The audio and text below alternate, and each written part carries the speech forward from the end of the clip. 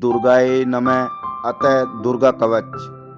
महर्षि मार्कंडे ने ब्रह्मा जी से पूछा, हे पितामह ब्रह्मा जी, इस जगत में अत्यंत गोपनीय तथा सब प्रकार से मनुष्यों की रक्षा करने वाला और जो अब तक आपने दूसरे किसी से प्रकट नहीं किया हो, ऐसा कोई उपाय मुझे बताइए।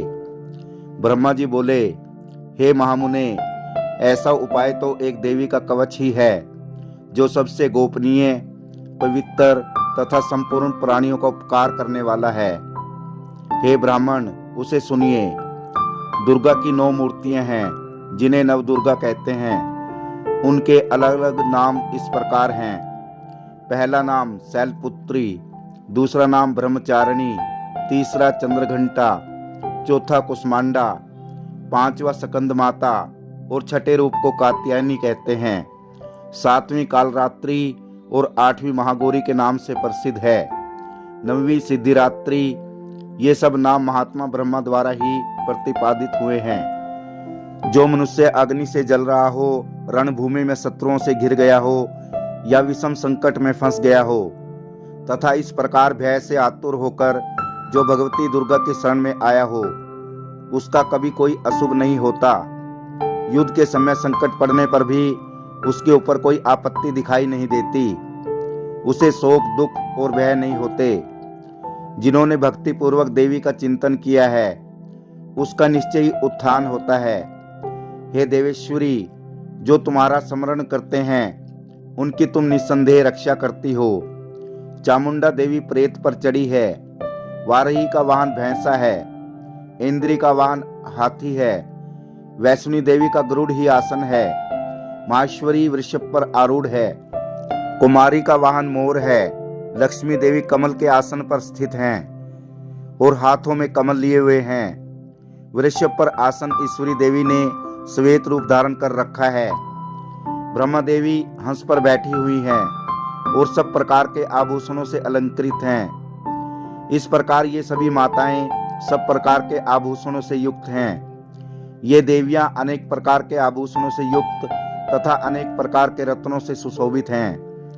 क्रोध में भरी हुई रथ पर बैठी दिखाई देती हैं। शंख, चक्र, गदा, शक्ति, हल और मूसल, खेटक और तोमर, परशु तथा पास, कुंत और त्रिशूल तथा उत्तम धनुष आदि अस्त्र शस्त्र अपने हाथों में धारण किए हुए हैं। उनका उद्देश्य है दैत्यों के शरीर का नाश करना, भक्तों को अभय दान देना, देवताओं का कल्याण करना। महान रौद्र रूप, अत्यंत घोर पराक्रम, महान बल और चढ़े हुए उत्साह वाली है देवी, तुम महान भय का नाश करने वाली हो। तुम्हारी ओर देखना भी कठिन है। शत्रुओं का भय बढ़ाने वाली दुर्गे, मेरी रक्षा करो।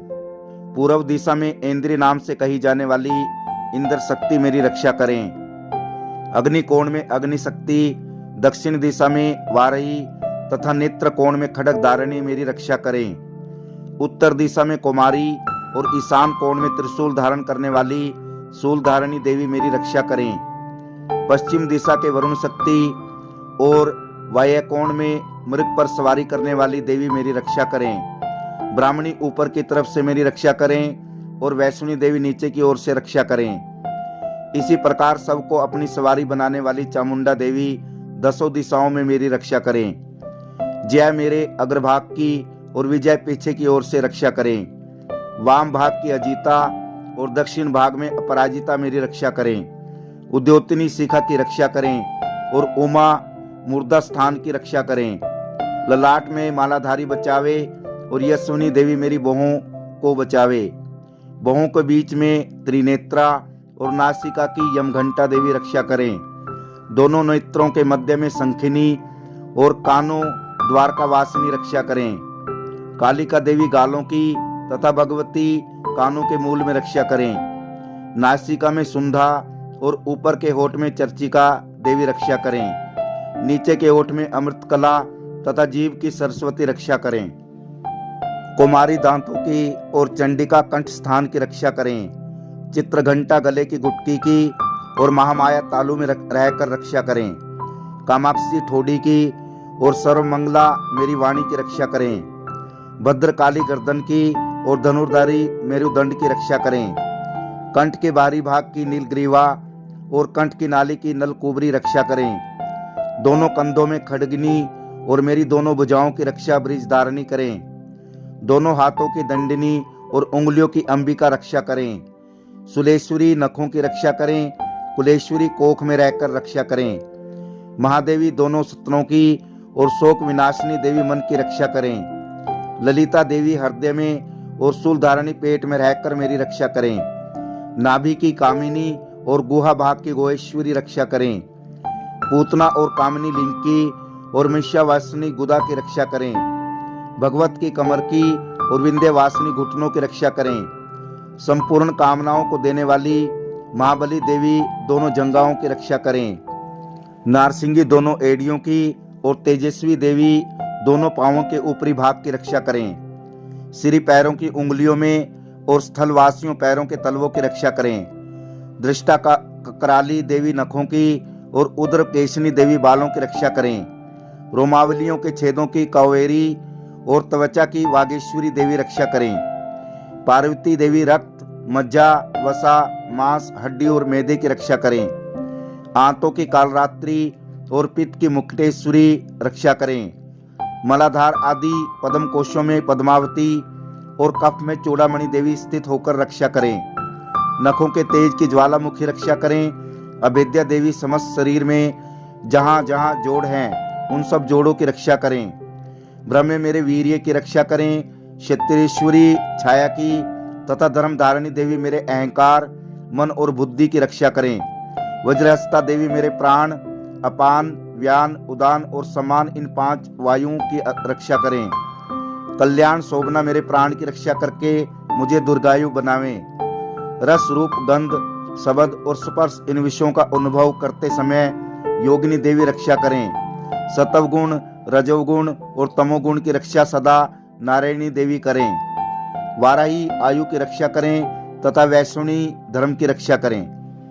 चक्रणी देवी यश, कीर्ति, लक्ष्मी, धन और विद्या की रक्षा करें। इंद्राणी मेरे गोत्र की रक्षा करें। हे चंडिके, तुम मेरे पशुओं की रक्षा करो। महालक्ष्मी मेरे पुत्रों की रक्षा करें और भैरवी मेरी पत्नी की रक्षा करें। मेरे रास्ते की सुविधा तथा दुर्गम मार्ग की क्षेमकरी रक्षा करें।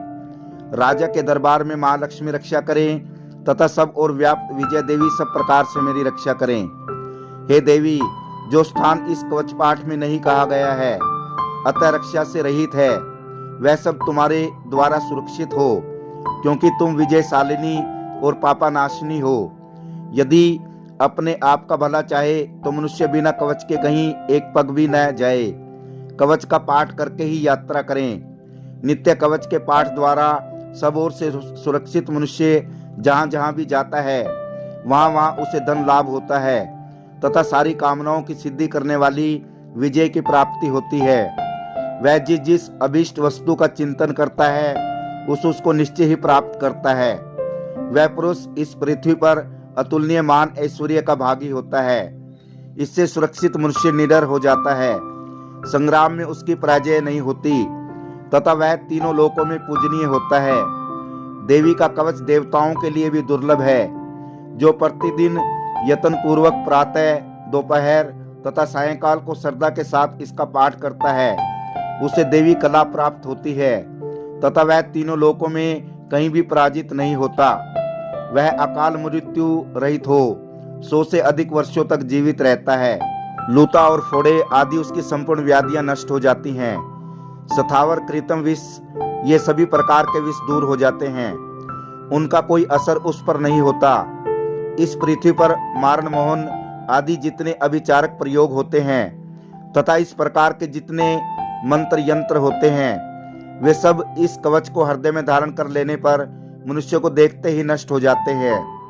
पृथ्वी पर विचरने वाले, आकाशचारी, जल से प्रकट होने वाले, उपदेश मात्र से होने वाले भूत आदि, अपने जन्म के साथ प्रकट होने वाले देवता, कुल देवता, माला, कंठमाला आदि, डाकिनी, साकिनी, अंतरिक्ष में विचरने वाली अत्यंत बलवती भयानक चुड़ैलें, ग्रह, भूत, पिशाच, यक्ष, गंधर्व, राक्षस, ब्रह्म राक्षस, बेताल, कुष्मांडा और भैरव आदि अनिष्ट करने वाले देवता भी हृदय में कवच धारण किए रहने पर उस मनुष्य को देखते ही भाग जाते हैं। कवचधारी पुरुष को राज्य से सम्मान और उन्नति की प्राप्ति होती है। यह कवच मनुष्य के तेज को बढ़ाने वाला और अति उत्तम है।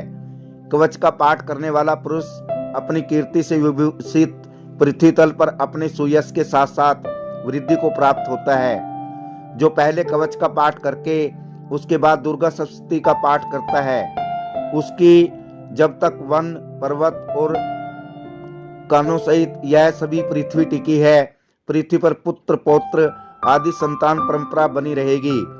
फिर देहांत होने पर वह मनुष्य भगवती महामाया के प्रसाद से उस नित्य परम पद को प्राप्त होता है, जो देवताओं के लिए भी दुर्लभ है। वह सुंदर दिव्य रूप धारण करता है और कल्याण में शंकर के साथ आनंद का उपभोग करता है।